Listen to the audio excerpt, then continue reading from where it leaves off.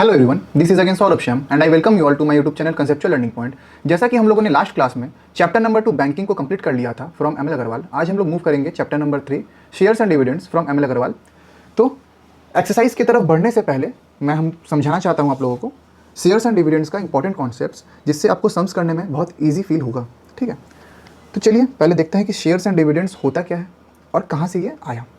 देखिए ध्यान से, chapter number 3 shares and dividends. What is share? To start any big business, company or industry, a large sum of money is needed, and in general, it is not possible for an individual to invest such a large amount. एक business, एक बड़ा business start करने के लिए बहुत सारा capital चाहिए होता है। ठीक है, एक नॉर्मल इंसान या एक इंसान के लिए बेनिफिशियल ये रहता है कि वो एक ग्रुप बनाए और इन्वेस्टर खोजे जो उसके बिजनेस में इन्वेस्ट करके एक बहुत बड़ा फर्म या कंपनी स्टार्ट कर सके। Then some person interested in the business join together and form a company.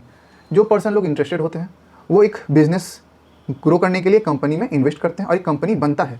They divide the estimated money required into small parts. कुछ कुछ हिस्सा वो लोग शेयर की तरह डिवाइड करते हैं। Each such part is called a share. इसको हम लोग क्या बोलते हैं? शेयर बोलते हैं। अ शेयर में have value 5 rupees, 10 rupees, 25 rupees, 50 rupees, 100 rupees etcetera. अब एक शेयर का अपना एक वैल्यू होता है। अगर मैं किसी कंपनी का शेयर परचेस करता हूँ, वो 5 रुपये का भी हो सकता है, 100 रुपये का भी हो सकता है, 1000 रुपये का भी हो सकता है। उस पर्टिकुलर शेयर पर मुझे एक क्या दिया जाएगा? परसेंटेज ऑफ प्रॉफिट दिया जाएगा। अब किसी ने 1 लाख इन्वेस्ट किया होगा, 1 लाख का शेयर परचेस किया होगा, तो उसको 1 लाख पर का प्रॉफिट मिलेगा। ठीक है, जिसने 100 रुपये इन्वेस्ट किया है शेयर के लिए, उसको 100 रुपये के अनुसार प्रॉफिट दिया जाएगा। Each person who purchases 1 or more shares is called a share holder. जो भी पर्सन उस शेयर को परचेस करता है, 1 परचेस करे या 2 परचेस करे या 1000 परचेस करे, उस पर्सन को हम लोग क्या बोलते हैं? Share holder. क्लियर? अब देखिए, some terms related with a share. ठीक है, the original value of a share is called its nominal value. अब देखिए, कंपनी जब स्टार्ट हो रहा है उसका अपना एक वैल्यूएशन होता होगा। ठीक है, फॉर एग्जाम्पल अगर उस कंपनी का वैल्यूएशन है 100 रुपीज़, ठीक है, 1000 करोड़ मैं नहीं बोल रहा हूँ, 100 रुपीज़ बोल रहा हूँ। In certain period of time, after certain period of time उसका वैल्यू या तो इंक्रीज हो सकता है या तो डिक्रीज हो सकता है। लेकिन कंपनी जितना वैल्यू पर स्टार्ट हुआ उसको हम लोग बोलेंगे नॉमिनल वैल्यू। नॉमिनल वैल्यू जिसको हम लोग एनवी भी बोलते हैं, या फेस वैल्यू और प्रिंटेड वैल्यू। तो ओरिजिनल वैल्यू ऑफ शेयर क्या होता है? नॉमिनल वैल्यू, फेस वैल्यू या printed value. The nominal value of a share always remain same. Nominal value कभी भी चेंज नहीं होता है। समय बीत जाने के बाद भी nominal value always remains same. Clear? The price of a share at any time is called its market value, abbreviated MV और कैश वैल्यू। अब समझिए, नॉमिनल वैल्यू है, आज एक शेयर का दाम 100 रुपये है, कल बढ़ करके 135 हो जाए तो ये जो 135 है ये नॉमिनल वैल्यू नहीं है। नॉमिनल वैल्यू क्या था? 100 रुपीज़। ये 135 है एमवी, मार्केट वैल्यू और प्रेजेंट वैल्यू। ठीक है, प्रेजेंट प्राइस जो है उस शेयर का, उसको हम लोग बोलेंगे मार्केट वैल्यू और कैश वैल्यू। अब जरूरी नहीं कि प्राइस ऑलवेज शेयर का इंक्रीज ही करे, डिक्रीज भी होता है। ठीक है, जब डिक्रीज होता है डिस्काउंट होता है, इसके बारे में आगे डिस्कस करता हूँ। ठीक है, the market value of a share changes from time to time. Market value always changes from time to time of a share. Share का मार्केट वैल्यू हमेशा टाइम के हिसाब से चेंज करेगा, कभी बढ़ेगा कभी घटेगा। Clear? If the market value of a share is the same as its nominal value, the share is at par. ठीक है, अगर nominal value is equal to market value हो जाए उसको हम लोग क्या बोलते हैं? At par. दोनों सेम है। ठीक है, at par. Market value is equal to nominal value. Clear है? उसको हम लोग बोलेंगे एट पार। क्लियर? ठीक है, फॉर एग्जाम्पल अगर शेयर का प्राइस है 100 रुपीज़, कुछ टाइम बाद उसका प्राइस हो गया 135 और शेयर फिर गिरा और फिर आ गया प्राइस 100 रुपीज़, तो नॉमिनल वैल्यू क्या था? 100 rupees. Again present value of market क्या है? मार्केट वैल्यू का, उस शेयर का मार्केट वैल्यू क्या है? Present 100 rupees. तो nominal value is equal to market value. ठीक है, तो उसको हम लोग क्या बोलेंगे? At par. If the market value of a share is more than its nominal value, the share is called at premium or above par. Clear? अगर nominal value से ज़्यादा मार्केट वैल्यू है, फॉर एग्जांपल नॉमिनल वैल्यू 100 है, market value हो गया 135, तो क्या है वो? प्रीमियम है। ठीक है, वैल्यू इंक्रीज है उस शेयर का। ठीक है, या उसको हम लोग बोलेंगे अबव पार, नॉमिनल वैल्यू के अबव। ठीक है, if a share of ₹100 is selling at ₹135, then it is said to be selling at premium of ₹35। कितना इंक्रीमेंट है? 35 रुपीज़ का इंक्रीमेंट है, और एट ₹35 अबव पार। जितना पार है, ठीक है, जितना पार है उससे 35 इंक्रीज्ड वैल्यू है उसका market value. Clear? If the market value of a share is less than its nominal value the share is called at discount और बिलो पार। मतलब देखिए, if a share of 100 rupees is selling as 88, share का price कितना है, share का nominal value या face value कितना है 100, मार्केट वैल्यू कितना है 88, that means below par. Par था 100, उसके नीचे चला गया 88, तो ये हो गया बिलो पार या डिस्काउंट। ठीक है, it is said to be selling at discount of 12%, that means 12 रुपया डिस्काउंट में हमको शेयर मिल रहा है, क्योंकि 88 उसका मार्केट वैल्यू है, नॉमिनल वैल्यू 100 था या फेस वैल्यू 100 था या प्रिंटेड वैल्यू 100 था। क्लियर, और एट 12 बिलो पार। ठीक है, चलिए अब आते हैं, शेयर समझ में आया, सबको क्लियर हुआ। अब आते हैं हम लोग dividend pay.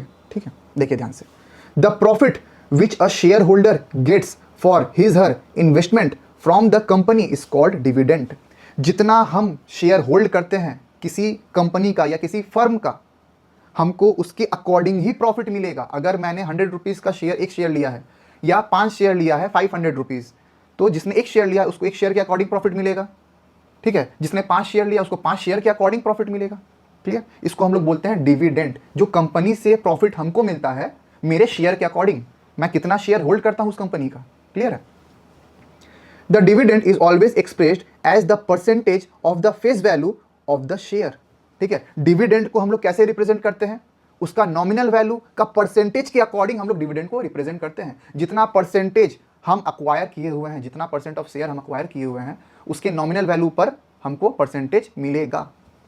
The dividend is always given by the company on the face value. याद रखिए, हमेशा डिविडेंड हमको फेस वैल्यू पर मिलता है कंपनी से, of the share, irrespective of the market value of the share. Market में क्या वैल्यू चल रहा है उससे हमको फर्क नहीं पड़ता है, हमको फेस वैल्यू के अकॉर्डिंग अपना शेयर का प्रॉफिट मिलेगा। क्लियर है, एग्जांपल देखिए, quotation, 15% rupees 100 shares at 145 means that the face value of one share is rupees 100।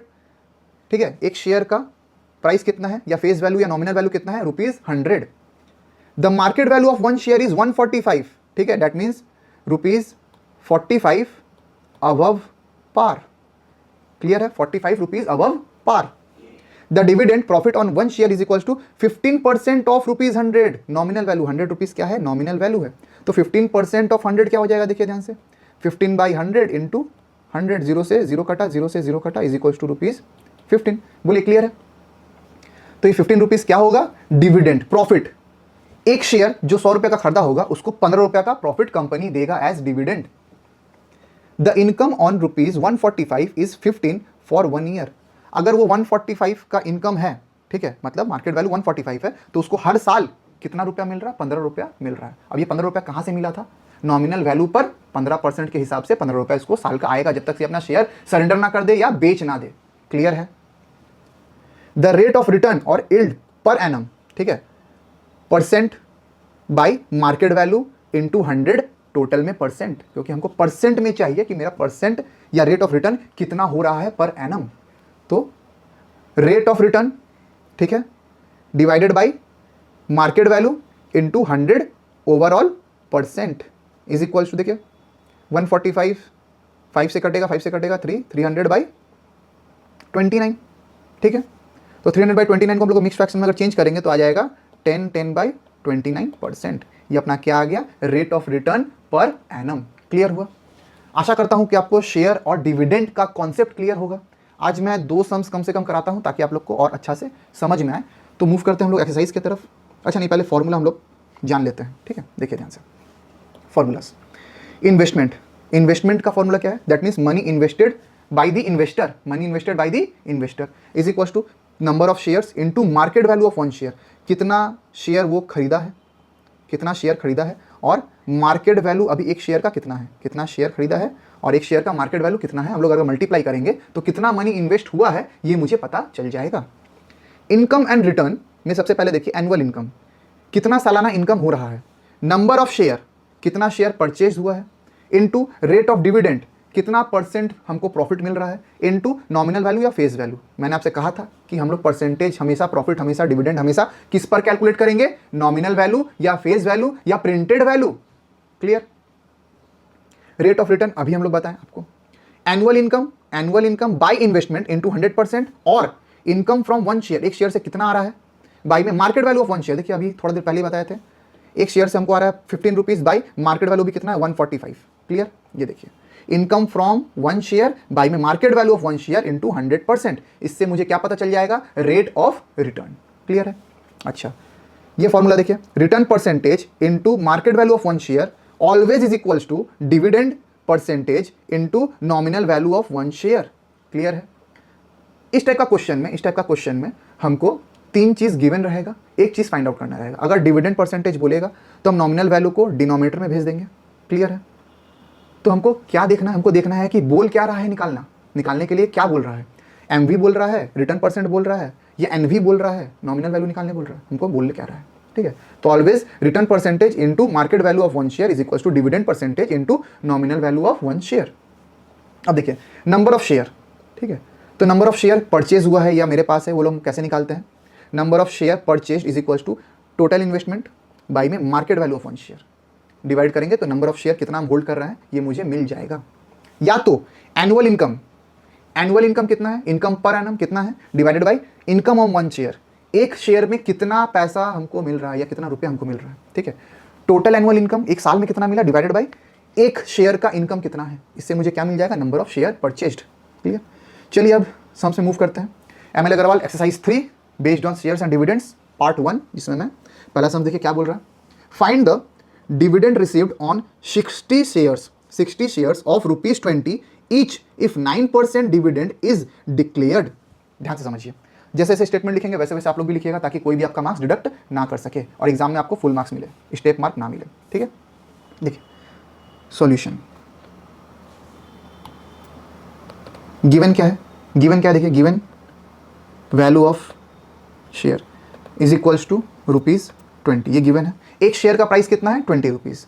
Therefore the value of 60 shares is equals to ₹20 into 60। बात आ रहा है समझ में? एक शेयर का प्राइस है ₹20 और एक पर्सन कितना शेयर होल्ड कर रहा है? 60 शेयर होल्ड कर रहा है। एक का दाम है 20, तो 60 का दाम कितना होगा? 20 इंटू 60। बात आया समझ में? इज इक्वल्स टू ₹2, 2 6 12 और 2 0, ये आ गया ₹1200। 60 शेयर का वैल्यू है ₹1200। अच्छा, रेट ऑफ डिविडेंड गिवन क्या है? Rate of dividend is equals to 9%। Clear है? रेट ऑफ डिविडेंड दिया हुआ 9%। Therefore total dividend is equals to 9%, मतलब 9/100 इंटू 1200, 9% ऑफ ₹1200। ठीक है? लीजिए रुपीज़ 0 से 0 इज इक्वल्स टू ₹9 12 108। बोलिए क्लियर है? ये 108 क्या है? हम total dividend of 60 share. Therefore dividend received is ₹108 on 60 shares. ये हो गया हमारा आंसर। स्टेटमेंट आपको मिस नहीं करना है, देयरफॉर का साइन आपको मिस नहीं करना, और इज इक्वल्स टू भी मत भूलिएगा आप लोग। क्लियर है? चलिए नेक्स्ट सम से मूव करते हैं। क्वेश्चन क्या बोल रहा है? A company declares 8% dividend to the share holders if a man receives ₹2840 as is dividend. यहाँ पर डिविडेंड गिवन है। ठीक है? Find the nominal value of his share. Clear है? रेट ऑफ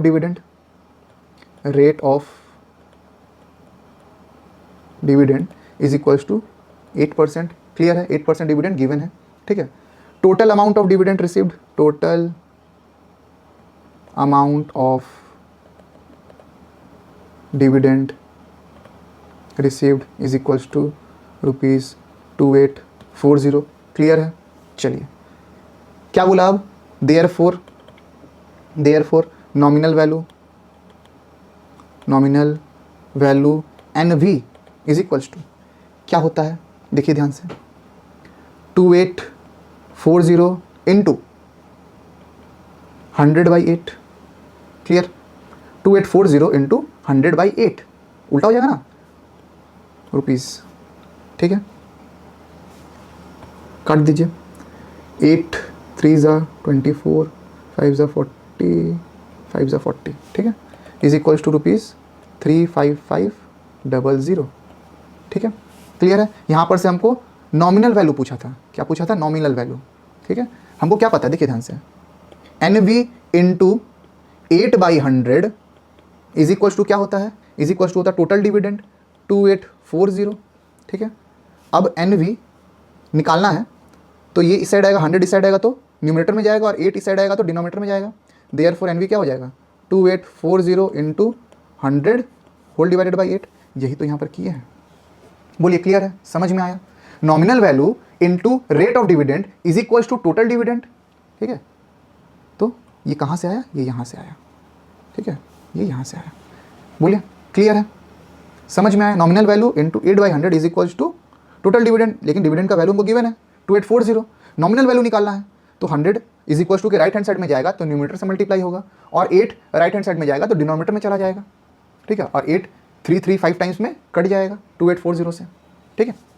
तो चलिए हम लोग क्या लिखेंगे, therefore the nominal value of share is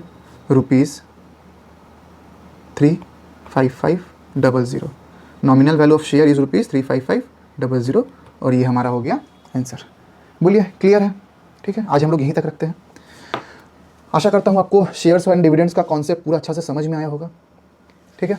तो अगर वीडियो पसंद आई हो तो वीडियो को लाइक करें, चैनल को सब्सक्राइब करें और शेयर करें अपने दोस्तों के साथ जिन्हें भी शेयर्स एंड डिविडेंड्स सीखने में प्रॉब्लम होती हो, या जो भी मैथ्स में अपना मार्क्स सही करना चाहते हैं, ठीक है। बने रहने के लिए धन्यवाद। मिलते हैं आपसे अगले लेक्चर में। Thank you.